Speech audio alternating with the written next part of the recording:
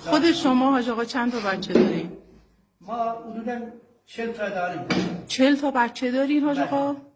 از یه نمیشه که از یه خانم فکر میکنم 4 تا خانم دارین؟ به سلامتی انشالله.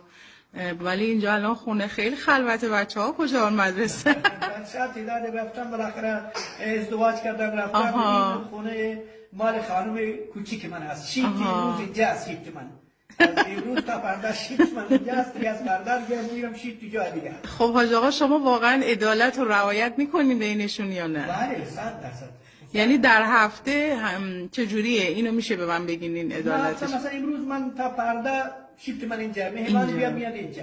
بله. از فردا میرم اون خونه، اگر مهمانی بیا و میاد تو اون خونه من. بله. تا پس فردا حتی من اگه تو سفرم برم هر 4 تا با خودم میبرم، اگه یکی نه هیچ کدوم باقی 3 تا دیگه نمیبرم. بعد این خانوما هیچ کدوم با هم مشکلی ندارن؟ نه مشکل نداره. عدالت برقرار. چی مشکل؟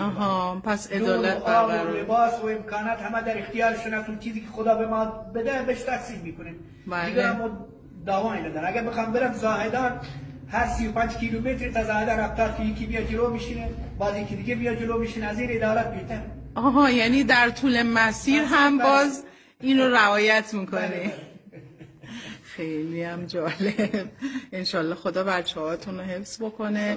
بعد الان بزرگترین بچه شما چند سالشه؟ تقریبا 38 سال. تو 37 رفت که 38 مدیر مدرسه اینجا. مدیر مدرسه. بعد کوچکترین بچه‌تون؟ 2.5 ساله. بعد شما نوه و نتیجه اینام دارین؟ بله نوه و نتیجه داریم. چند تا نوه چند تا نتیجه؟ نتیجه تقریبا نوه تقریبا خدمت شما عرض کنیم 38 تا نوه. 38 تا. حاج آقا از پسرهای شما تعدد ازدواج داشتن؟ حالا یکی رفت جلو حساب دومی، اولی نه، چون اولی به حساب کارمنده دلش کوچیکه همچنان. ولی دومی چرا؟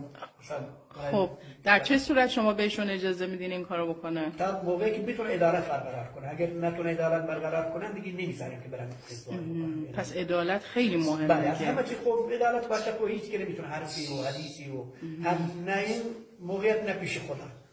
بله.